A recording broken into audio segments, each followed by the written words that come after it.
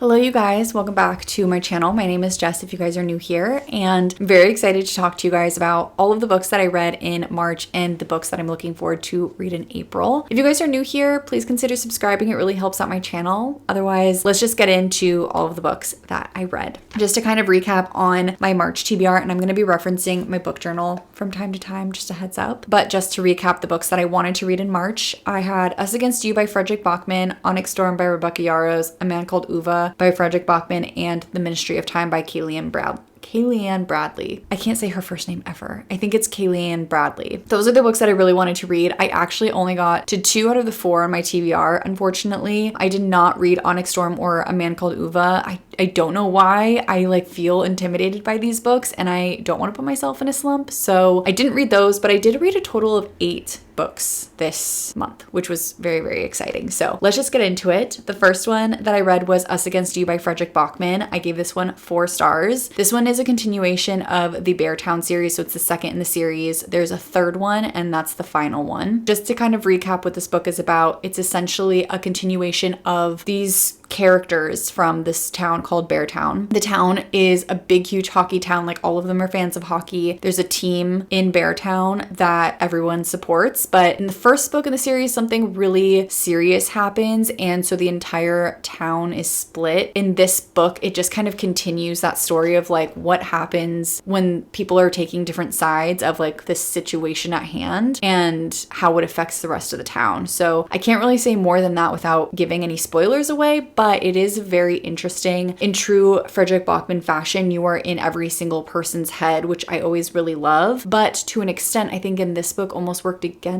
him a little bit, just because I feel like I knew so many of these characters so deeply because of the first book, but I was almost being reintroduced to a lot of these characters and I already knew them. So I didn't feel like I needed to be introduced to them again. I feel like with both Beartown and this book, Us Against You, the book didn't really pick up until like 50%, which could, in theory, put me in a slump. I didn't really love that, but I loved the book. There were some deaths that happened that I was not anticipating. There was like a little bit of a cliffhanger at the end, which like I don't really want to call it a cliffhanger, but it kind of was. And it just left me wanting more. But I am intimidated to read the third book just because it's a long book, and these books for some reason have been a little bit slow. I didn't feel that way when I read Anxious People, so I don't know if it's just this series that I feel that way about, but I think that's also sort of what gave me pause in starting A Man Called Uva, which I'm sad about because I really want to read it. So I am still hoping to read that this month, but we'll get into that later. So those are my thoughts. I ended up giving it 4 stars because to me, it felt like basically a perfect book, except for the fact that it was a little bit slow and it just took me a little longer than I would have liked to read. So that's why I gave it 4 stars. But otherwise, I really am enjoying the series. I think that the series as a whole touches on a lot of really important aspects of just like life in general and like how life works and the choices that we make and why we make choices. Yeah, and it's a very fascinating story, and just like the way that it follows all of the characters is very fascinating. So I do still highly recommend the series, but I do think that if you're like on the cusp of a slump, to not pick it up and like maybe wait until you're in like a big like reading mood, if that makes sense. So those are my thoughts on that one. I really, really liked it still. I don't want to sound too negative about the series or the book because I still did rate it 4 stars. So those are my thoughts on Us Against You. The next one I quickly followed up with The Ministry of Time. I gave this one 5 stars. I'm obsessed with this book. Like, oh my gosh. Basically, what this story is about is in the UK, there's this new ministry called the Ministry of Time, and effectively they have discovered or figured out how to time travel. And so they take a couple of different people from different time periods and they bring them to the time period that we're in, which I think is roughly 2024, 2025, but I don't know if it's like a little bit further ahead in the future. It didn't explicitly say what year we were in, but it is a few years post-COVID, so I assume it's something like our current present. But we're talking like bringing people from like the 1800s over, the 1600s over. Basically, each of these people who's brought over has what is called a bridge, and that person's job is to just make sure that they're able to acclimate into society, and also that like nothing is happening to them, like they're not disappearing or whatever, like they don't fully know the effects of time travel. So the bridge's responsibility is to just like keep tabs on these different people. So our main character, who is nameless throughout the entirety of the book, is taking care of Commander Graham Gore, and it It's kind of a weird genre bending type book. It's like basically following our main character and Commander Gore, but also it's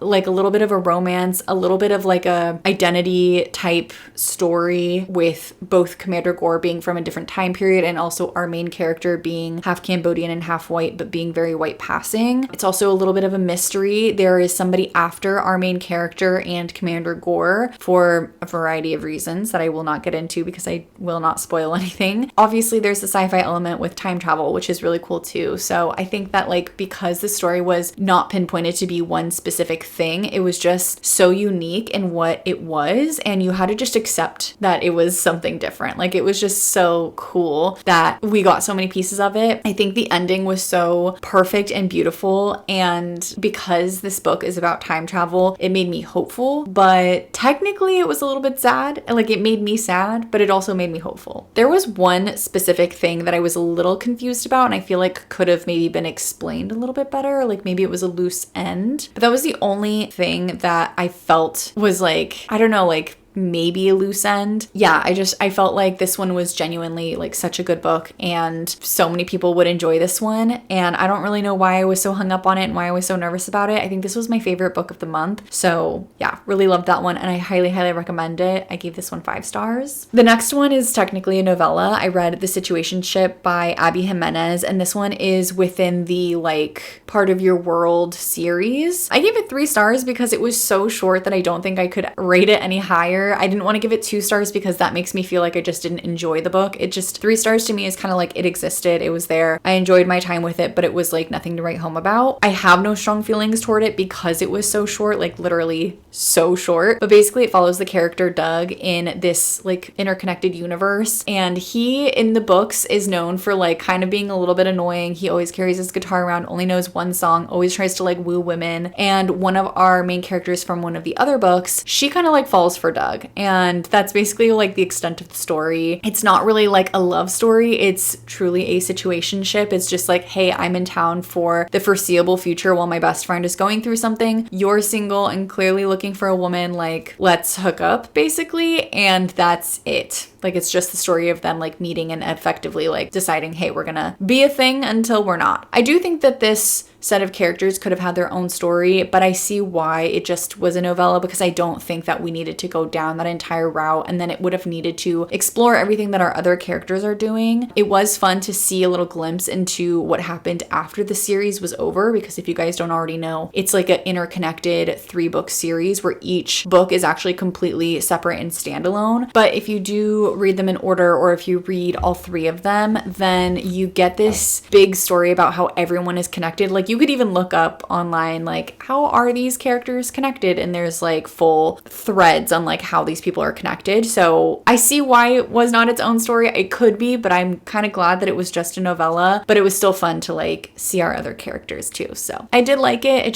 I don't know, it was so short that I like don't really have more thoughts than that, so I gave it 3 stars. The next one that I read was This Family Lies by J.M. Cannon, and I gave this one 5 stars. This is my book club book for March. We're actually meeting in the beginning of April, so we have not met yet, but this is my book club book, and I had never heard of J.M. Cannon before. I have to read more of their books. Like this book was so good. It totally surprised me, and at the very beginning, it kind of gave me the same vibes as the movie Get Out. Basically, this book is about this woman who she is involved in an accident. Her and her husband were shot, and her husband is now dead, and she survived, but she has close to no memory. She's living on this plantation with her former husband, late husband's family, and they're very wealthy, like super wealthy. The plantation is still functioning. It's all like sugarcane in Louisiana, and they're an extremely wealthy family that are helping her, but she's getting like weird vibes from them, and she can't like figure out why. More specifically, she is talking a lot with her late husband's mom and her sister-in-law, which was her husband's brother's wife. That's how they were connected. And it just basically goes through this whole story of her trying to figure out what is going on, who tried to kill her and her husband, is she still in any kind of danger, who she was, because she only has memories of like her childhood, and then she has no memories from like the last 10-15 years basically. I feel like this one, I don't know, like something about this book, just it kept kept me trapped in. I felt like for so many aspects of this, I was a little bit confused about how something was going to turn out, but then like the author just did such a good job of closing every single loop. Like there's even a point where like I truthfully would have forgotten that one loop was not closed all the way, but it even called out like, oh, hey, you're forgetting something. And the main character kind of like went through her own more recent memory and figured something else out, that I think that like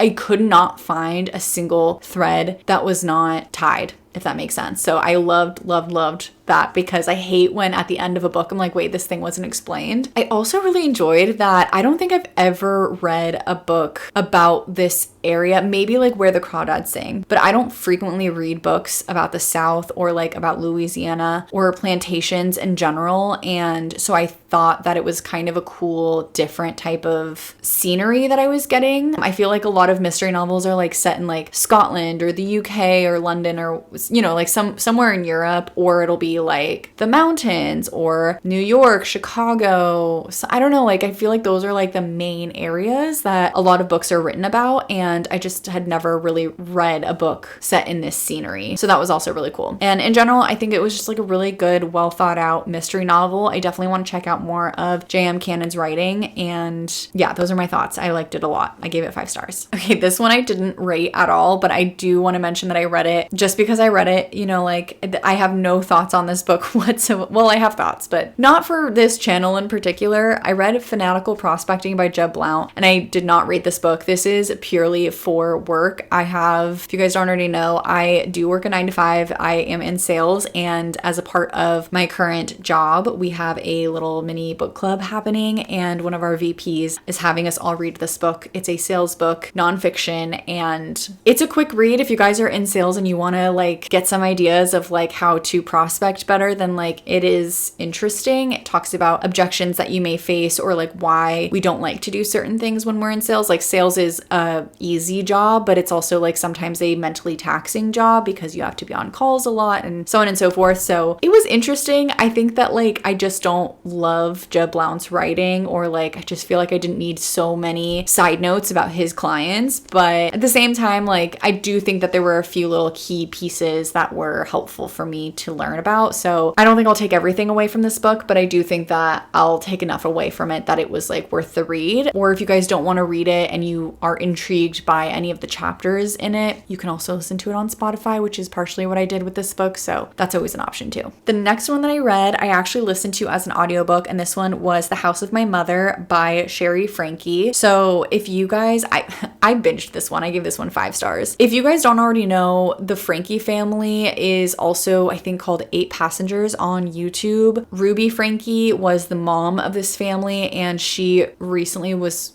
put in prison, if I remember correctly. Jail, prison, I'm not really sure. But anyway, her daughter wrote this book about her experience growing up with her mom and what it was like with her siblings and the whole thing. They grew up in Utah. They were a Mormon family. And yeah, she just talks about her experience of being a part of the Mormon culture. Sherry is still very religious, so she does not have any thoughts on the religion in particular, but she does have a lot of thoughts about her mom and how she was treated, how everything in life for her was about a YouTube channel, and just like her self-worth and like the way that her mom treated her and her siblings. Basically, it is a very sad story and it's very interesting, and if you do choose to listen to it as an audiobook, it is read by Sherry, which I personally love when autobiographies are read by the author. I just feel like I get more of the emotion, like more of the story that way when they're telling it themselves, similar to how like Jeanette McCurdy read her autobiography in her audiobook too. Like same kind of idea. In fact, this book reminded me a lot of that book because like both of them have very strong feelings about their mothers, and like normally a mom is supposed to be this like really particular type of figure in your life, and just like having that stripped away from both of them, it's just a sad story. So I do think that you have to be in the right headspace to be able to read this book, or listen to it if that's what you choose, but it was intriguing, and yeah, I binged it. I listened to it in a singular day because it was that good, and it wasn't super long either, so made it easier. The next one is so sad to me.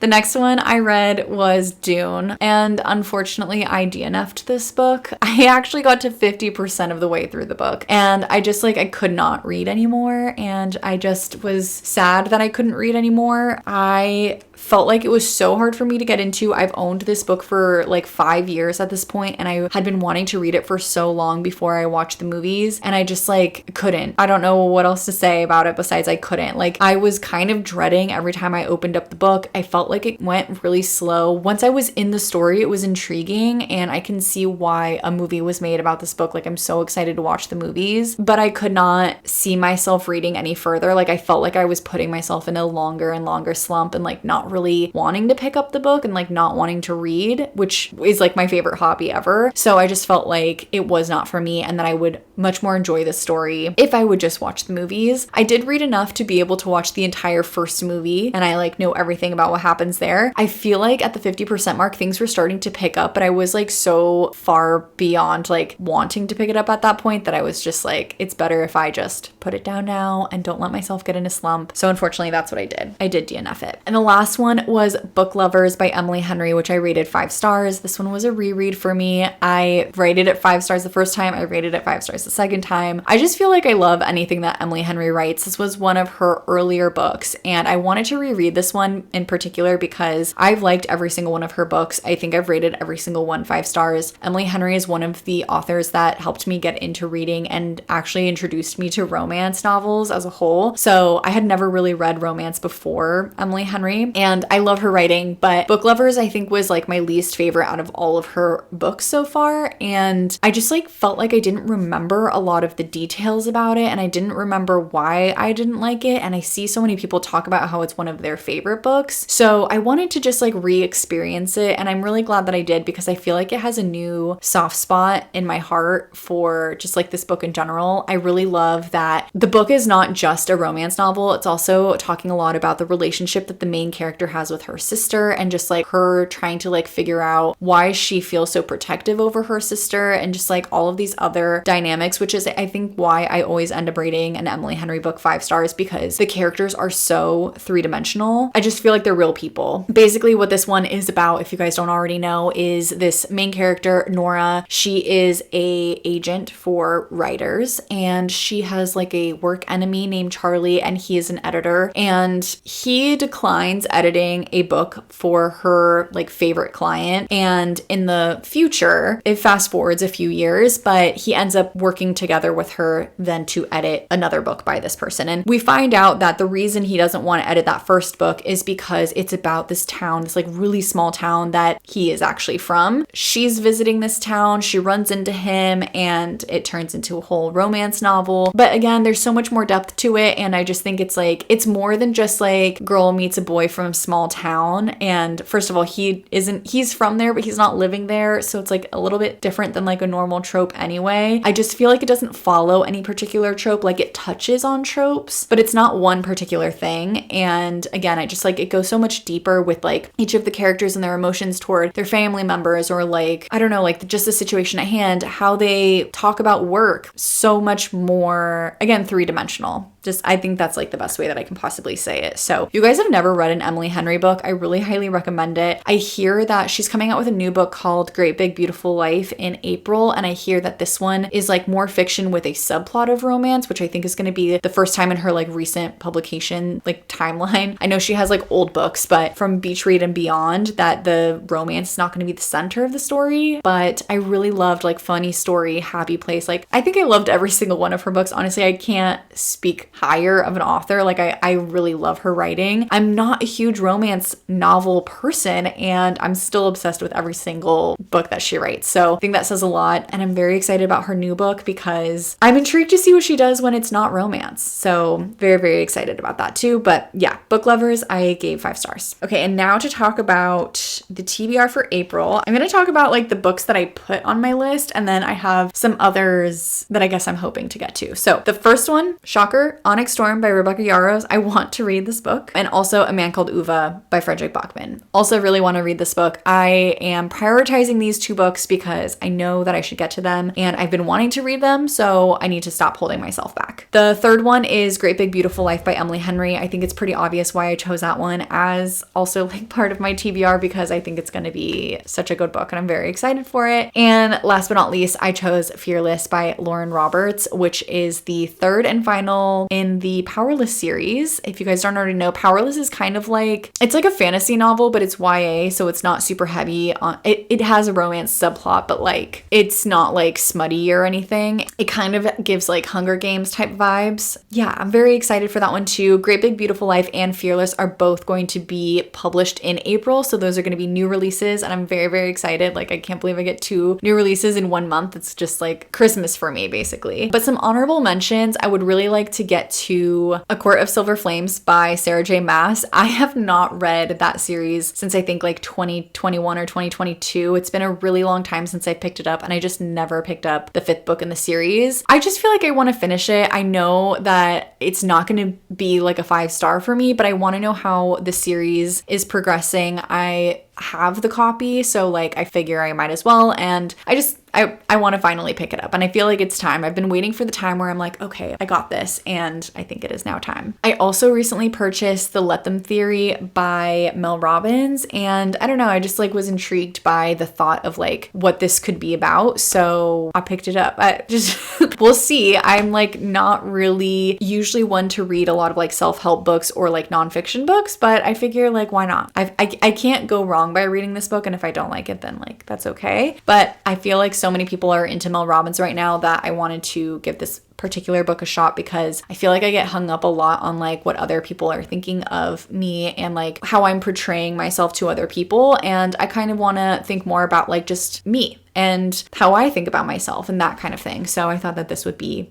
a good book for that. So those are like honorable mentions, but the 4 others that I mentioned before are the actual ones on my TBR. So that is all I have for you guys today. Thank you guys so much for watching and talking about books with me. Let me know in the comments below what books you read in the month of March and what you're looking forward to reading in April. Again, that's all I have for you guys. So thank you for being here, and I will see you in the next one. Bye guys.